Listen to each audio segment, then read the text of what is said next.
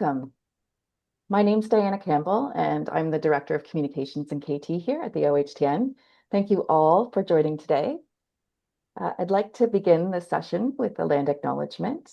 We acknowledge that the session is taking place on the traditional territories of many Indigenous peoples, including the Mississaugas of the Credit, the Anishinaabe, the Haudenosaunee, and the Wendat peoples.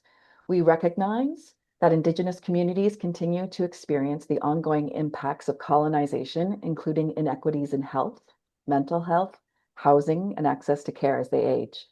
As we come together to discuss complex comorbidities and polypharmacy for non-prescribers, we do so with a commitment to equity, dignity, and culturally responsive care for all communities.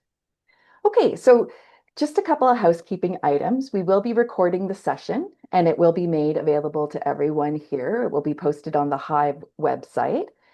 As well, we've added a 5th session to the series on planning ahead, legal and practical considerations for aging with HIV. So if that is of interest to you, please do go ahead and register for that session. You'll have to go into the registration link again and register for the June 18th session. Once you click it, you'll be registered and you'll get a Zoom link. Okay, so now on to the reason we're all here.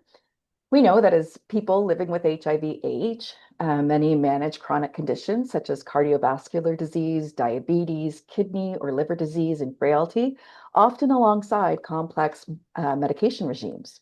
So this session is designed for non-prescribers, and it focuses on understanding polypharmacy from a practical, safety-oriented perspective. And our speaker today is Linda Robinson.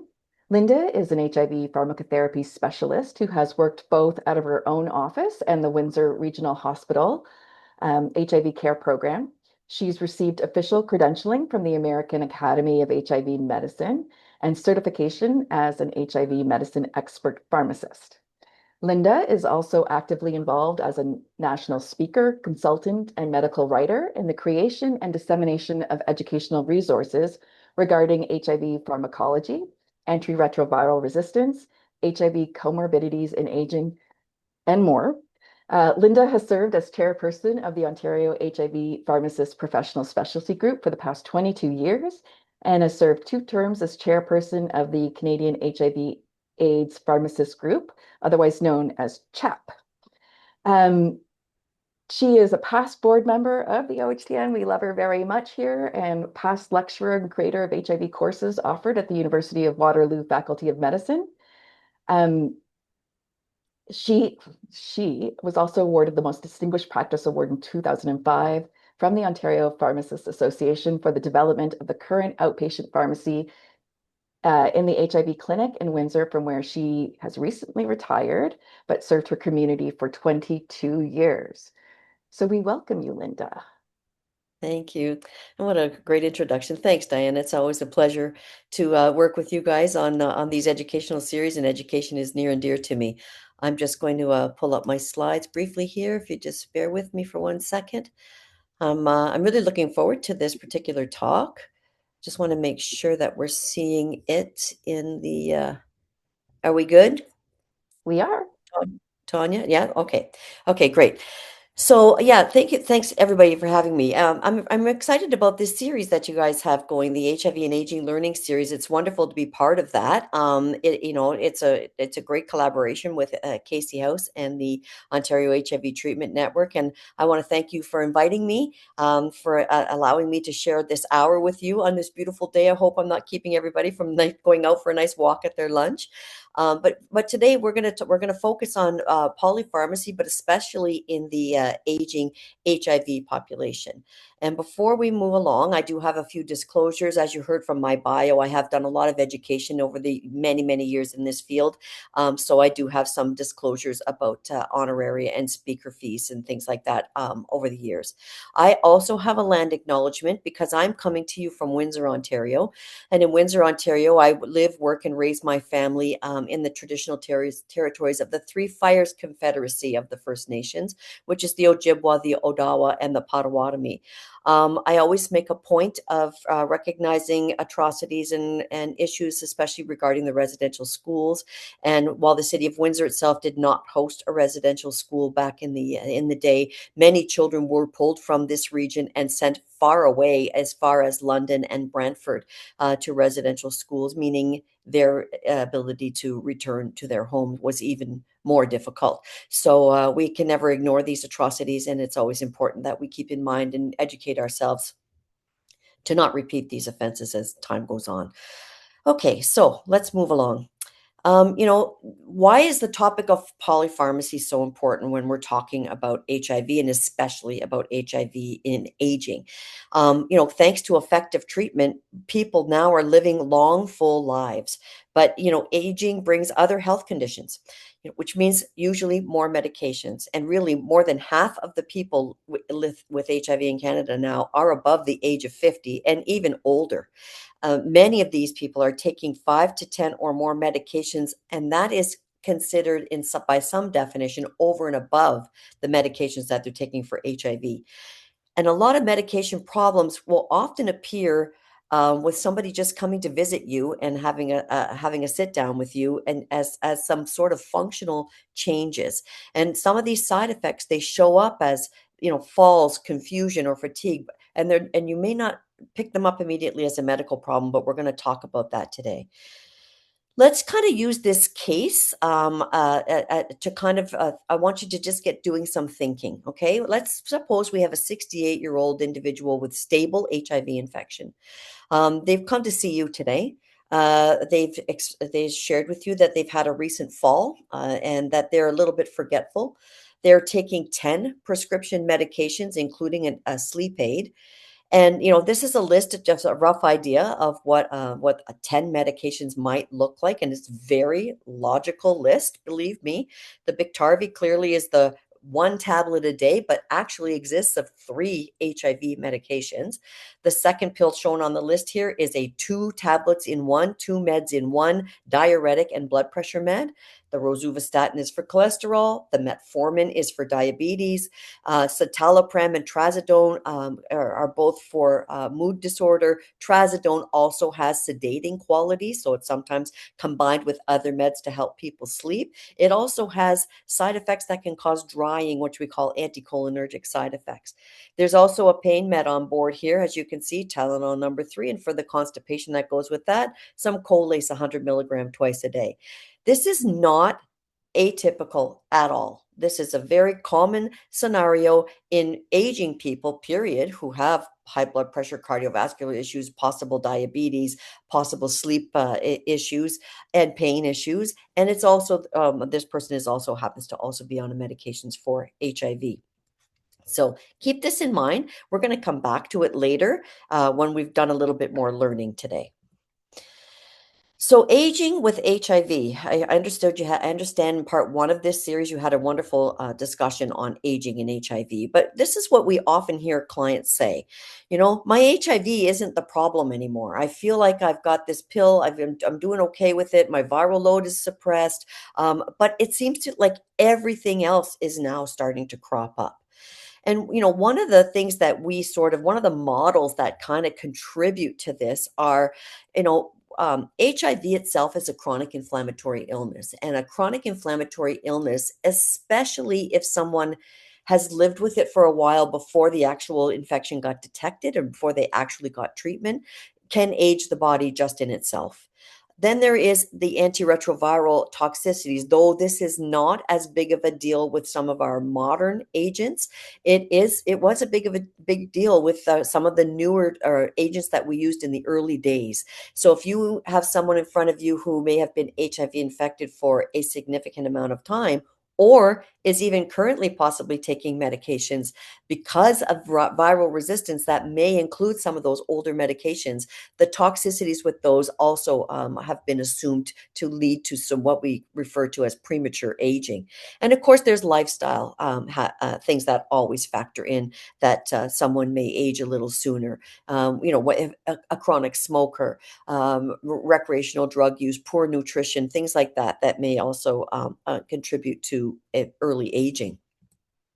So if you look at this graphic, people aging with HIV, so you look at the yellow bubble here, may develop chronic conditions, but develop them earlier. And if you just look really quickly at the yellow bubble and the blue bubble, the HIV and just basic aging, very similar, very similar conditions are cropping up.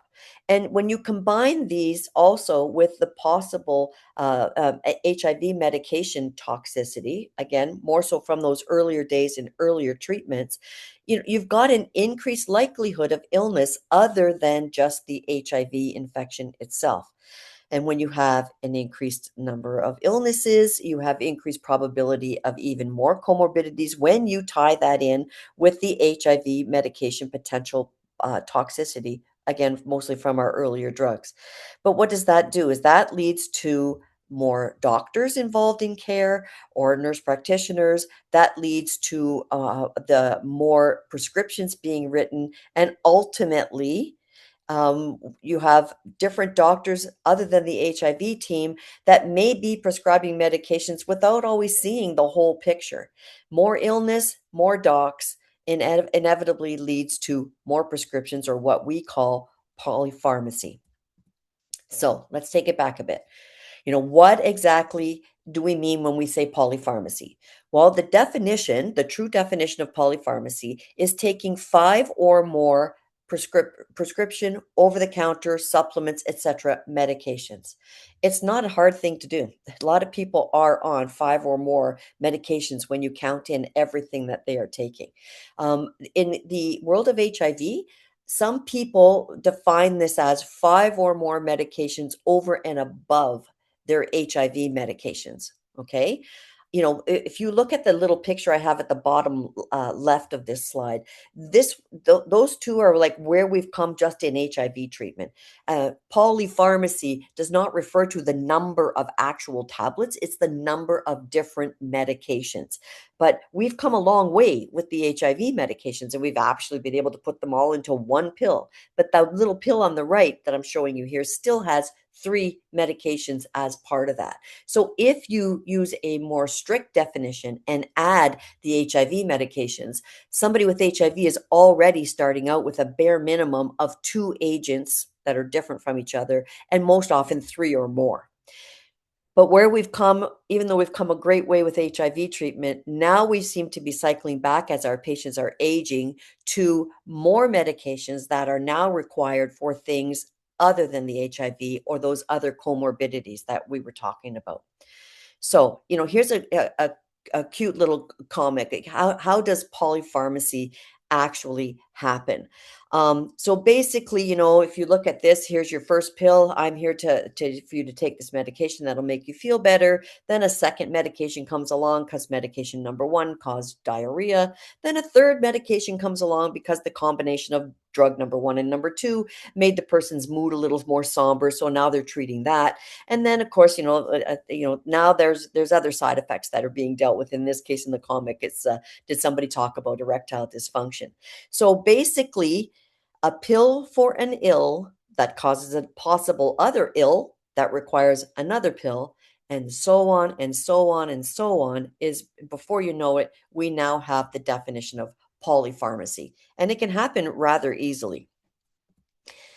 So I want to look just at the general population in Canada. These statistics, try not to get too bogged down with the slide here, but it's basically showing us from a Canadian statistical study that in Canada, polypharmacy is more likely as people age, regardless of whether or not they have HIV infection. If you look at these bubbles, in people that are under the age of 40, only 7% even take more than three medications. People under the age from 40 to 60, only about a quarter of them take greater than three medications. But people 65 years and older, 2/3 of the people 65 years and older are taking grade 5+ medications. So they fit the bill of the definition of polypharmacy. And sometimes multiple medications are the right choice. They have to be given to somebody. However, the more medications a person takes, the higher the risk of side effects. Individuals who take five or more medications are more likely to experience some harms, and they're also more likely to be prescribed medications that maybe is not inappropriate or not necessary. So, what do we mean by potentially inappropriate medications as somebody gets older? Well, as people get older, which you probably learned about, last in your last session, there's a greater chance for confusion.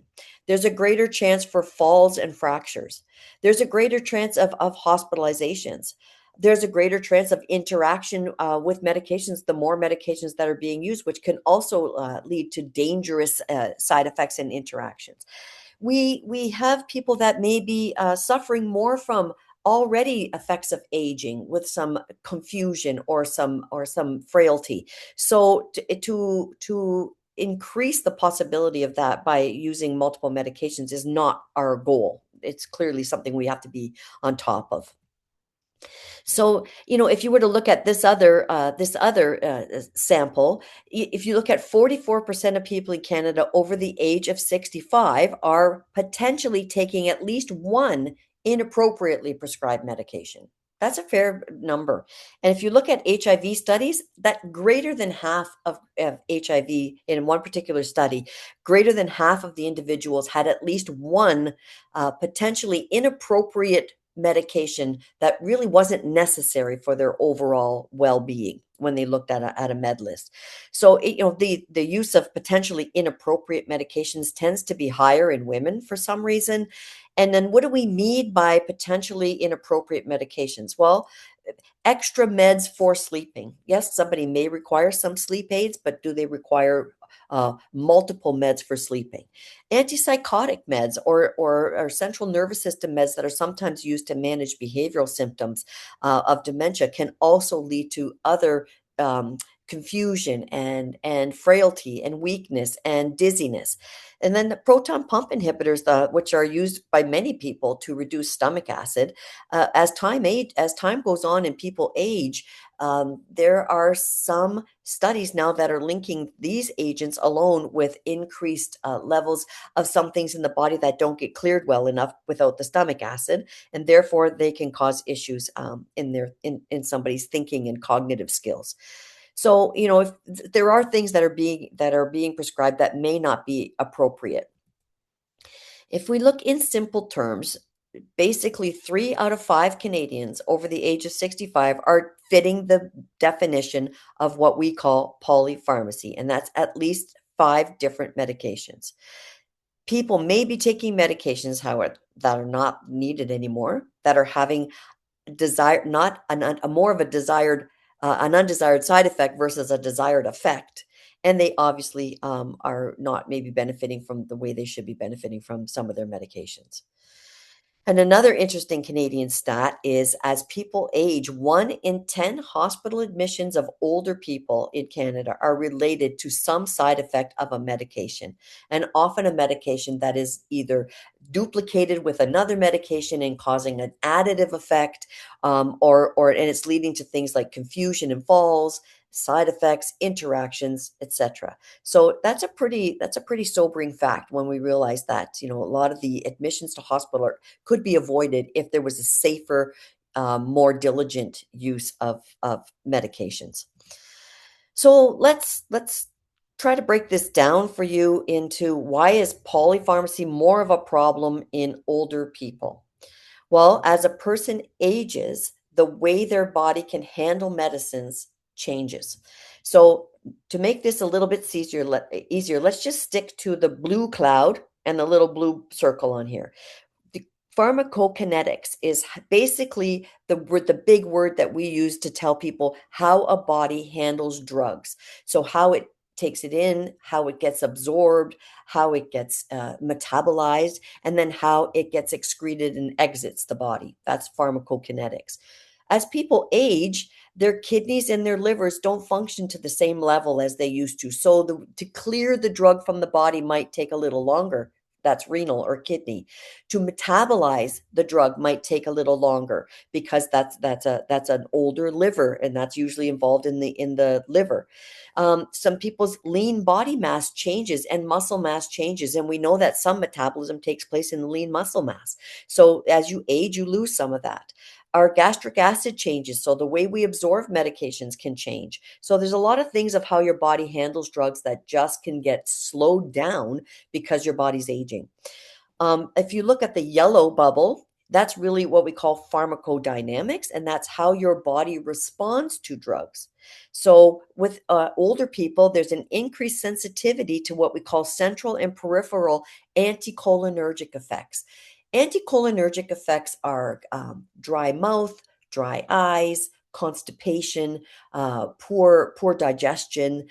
These are what we call anticholinergic effects. And our bodies, as we age, tend to be more sensitive to these things, just because our system is responding differently to nervous cues. So it's important to understand that our body is not going to respond to certain medications the way maybe it did in our 20s or 30s. And then if you throw in this pink bubble and combine that with how many drugs are you taking, how many comorbidities does someone have, and how much medication or polypharmacy are they on? This all increases risks of adverse effects and negative outcomes. So why is there a risk of polypharmacy even more of a concern in older HIV patients? Well, like we said, the more medications that someone is on, the greater increase the risk of side effects and drug interactions.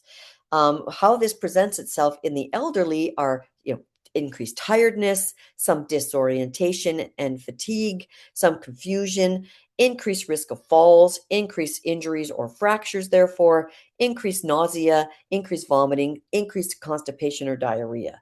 What we tend to see is more falls, dizziness, memory changes, hospitalizations, which can result in interruptions in medications, including HIV medications. But most importantly, in an HIV client, is if there's memory changes or forgetfulness or interruptions, missing HIV doses can result in the virus becoming resistant to the drugs. So it's important, it's even more important in our HIV patients that we stay on top of helping them manage these potential polypharmacy issues, polypharmacy side effects, and certainly to help them stay adherent, especially to their HIV medications.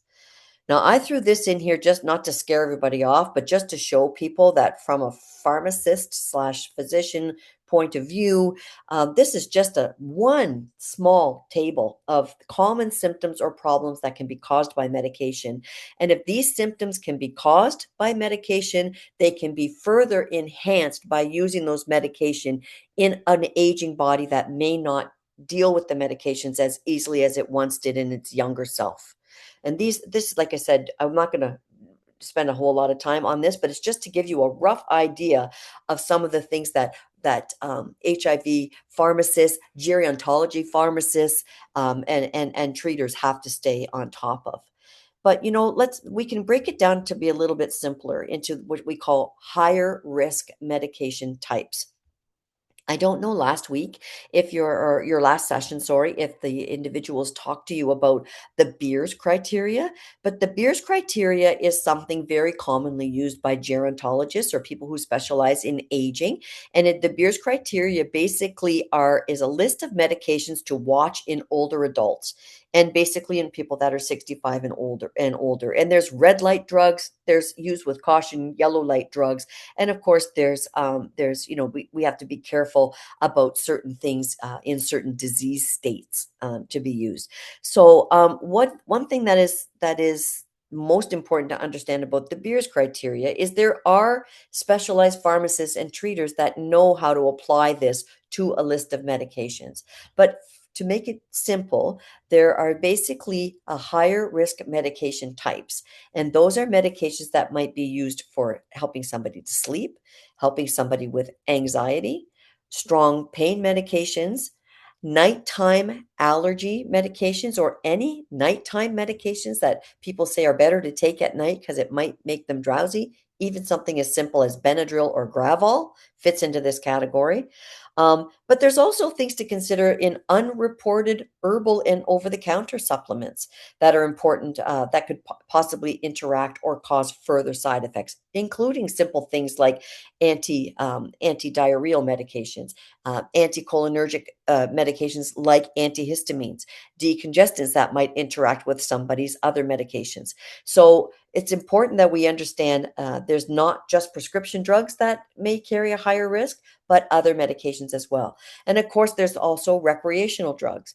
The recreational drugs can certainly enhance heart rate. In some cases, can certainly enhance confusion and fatigue, and can interact with other medications that somebody is taking for their HIV as well as for some of their other comorbidities.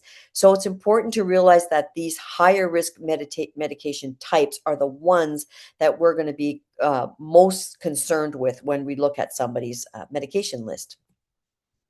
So as a frontline worker, or a support community support or social worker, you may be the first person and only person that person sees for many weeks or months even, from the team.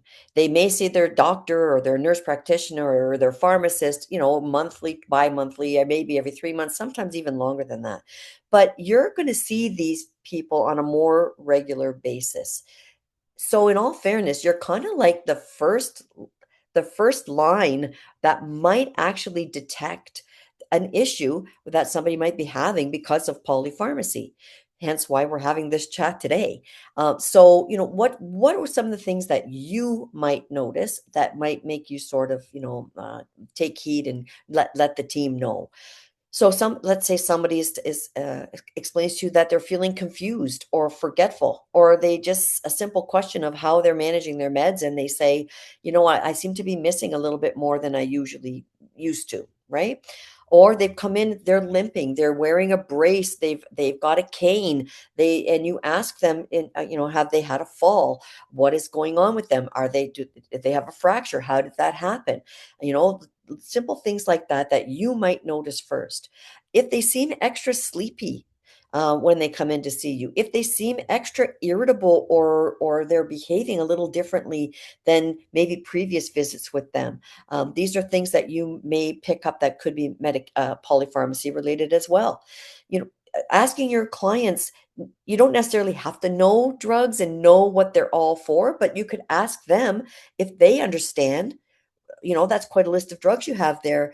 Do you understand what you're taking them all for? And if they can tell you, I have high blood pressure, I think I have high cholesterol, I have a hard time falling asleep. These are important mile markers that the person, your client, understands their medications.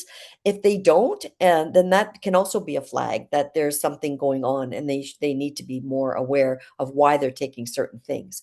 And so, like I said, there's simple little things that you may see as a front worker well before anybody on the medical care team, so to speak. And I use that loosely. I understand we're all part of the same team, but you know what I'm referring to: the prescribers and the dispensers in the group. So, it really kind of starts with communication and trust. And a lot of times the community support worker is far more trusted than even any of us healthcare providers may be. And so you're in an ideal situation to kind of have that discussion with them, like, let's talk about how you're feeling about being on all these medications. You may want to say to them, I may not understand what they're all for and what the doses are all for, but I can help you understand, work through some feelings of how you feel about having to take all of these. Are you okay with it? Are you having trouble taking them? Do you understand that maybe some things, do you really think you need to take all of these medications? And is this something that you'd like to talk about with your treater next time that you have those? So again, it's having these sort of conversation starters and getting the ball rolling to kind of identify if medication issues could be becoming problematic for the client that's sitting in front of you.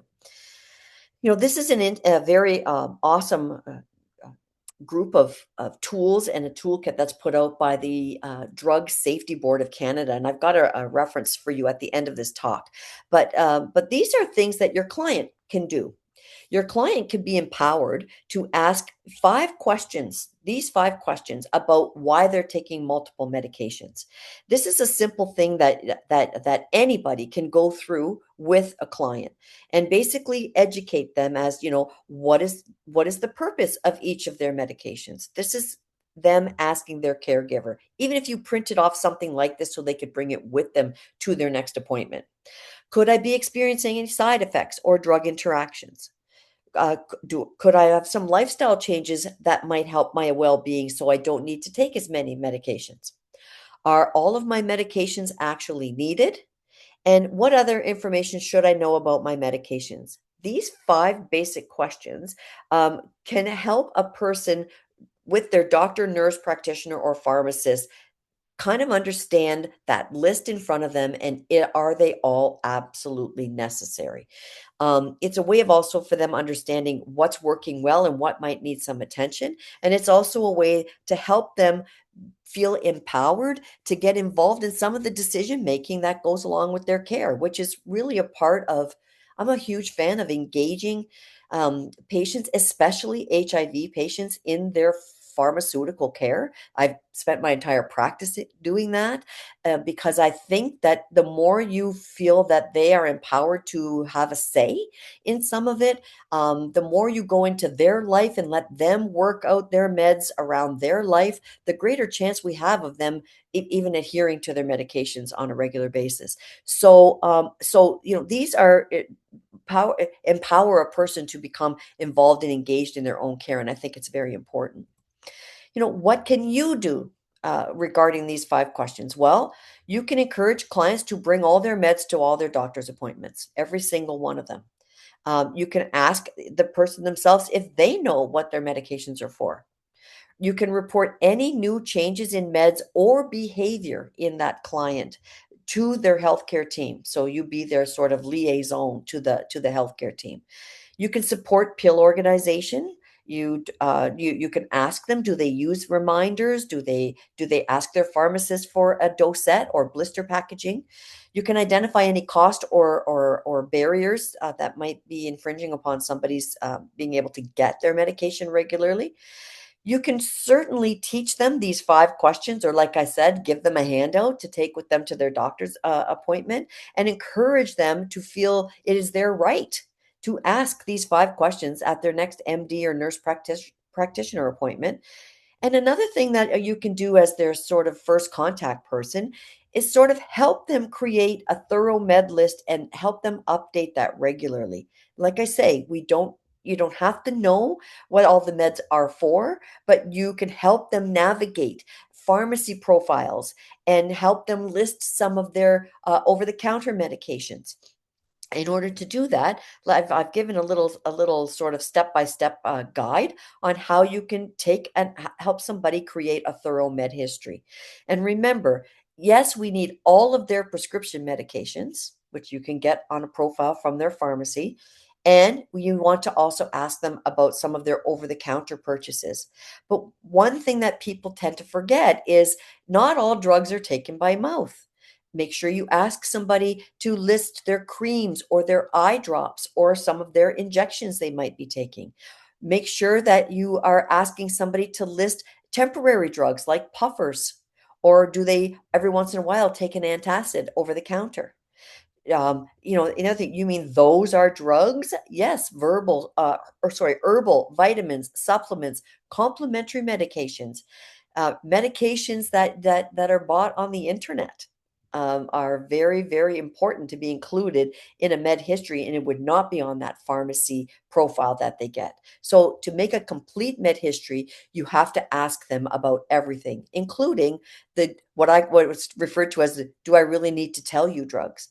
It's very important to have enough trust and non-judgmental interaction for people to list the recreational agents freely that they are using, to list anything that they might be injecting or using from online suppliers, like erectile dysfunction drugs, like sharing someone's prep, even though people shouldn't share drugs. It sometimes happens.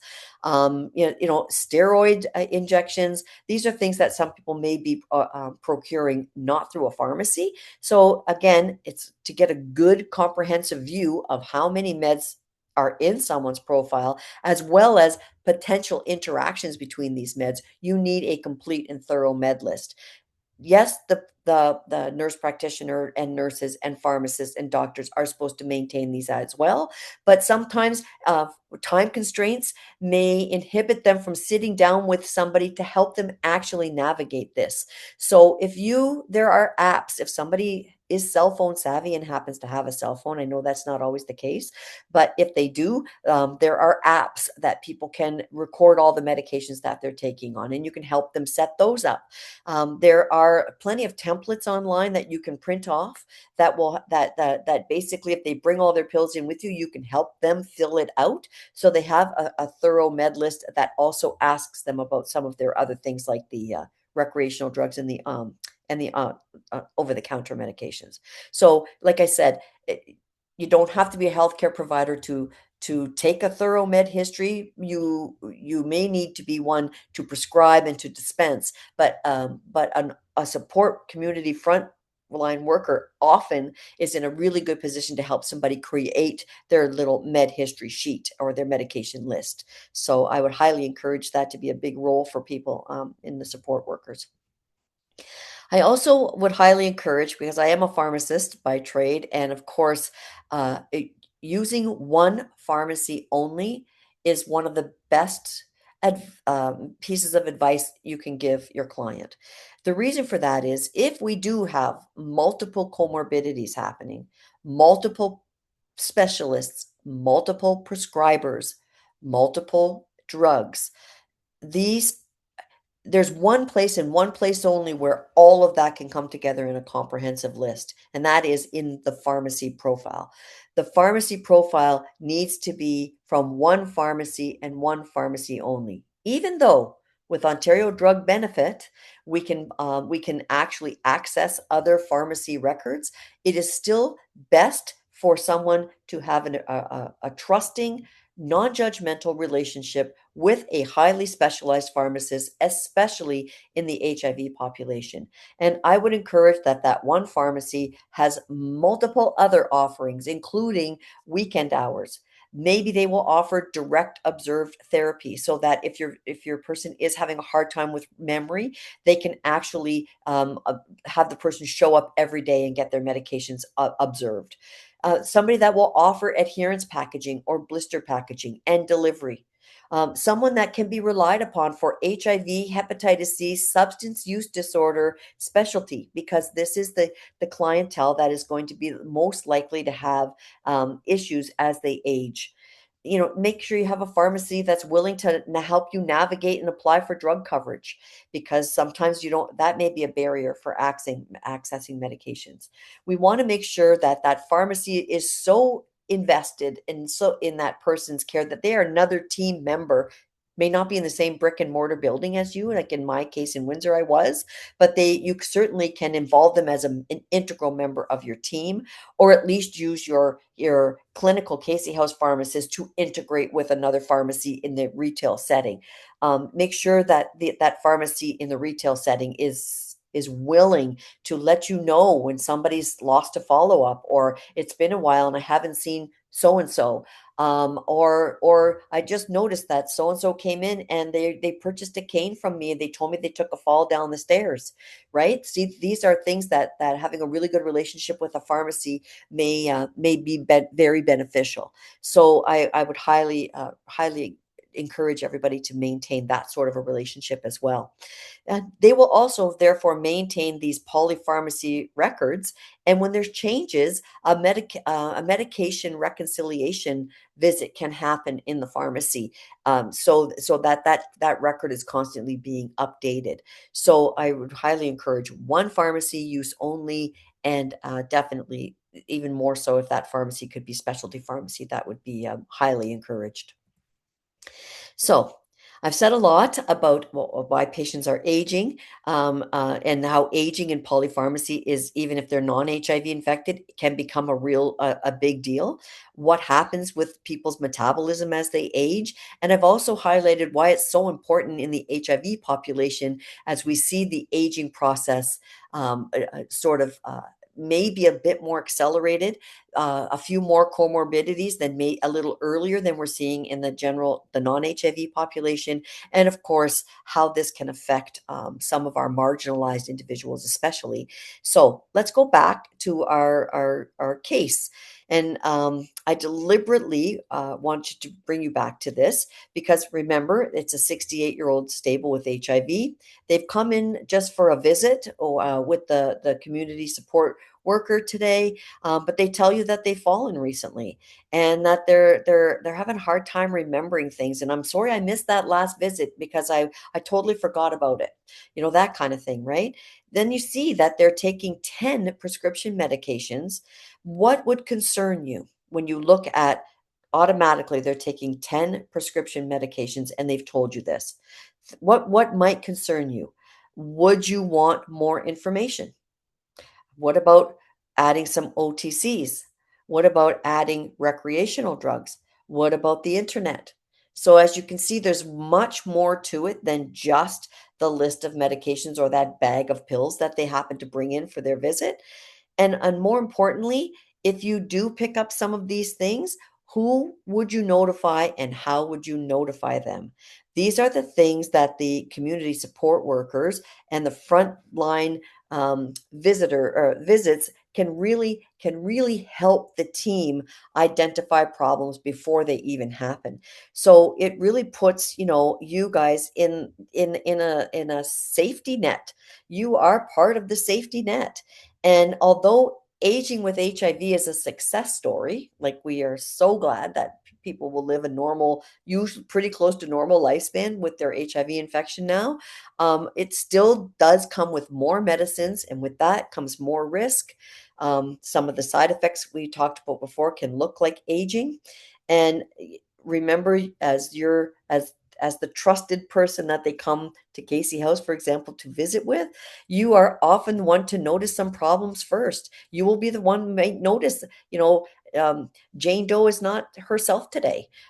There's something going on, and it's really important that you have the trust with that person, so they tell you what's going on, and then of course now you can bring it to either bring it to the care team if it requires escalation, or empower the person to understand what they can do on their own behalf when it comes to navigating their medications and navigating them safely.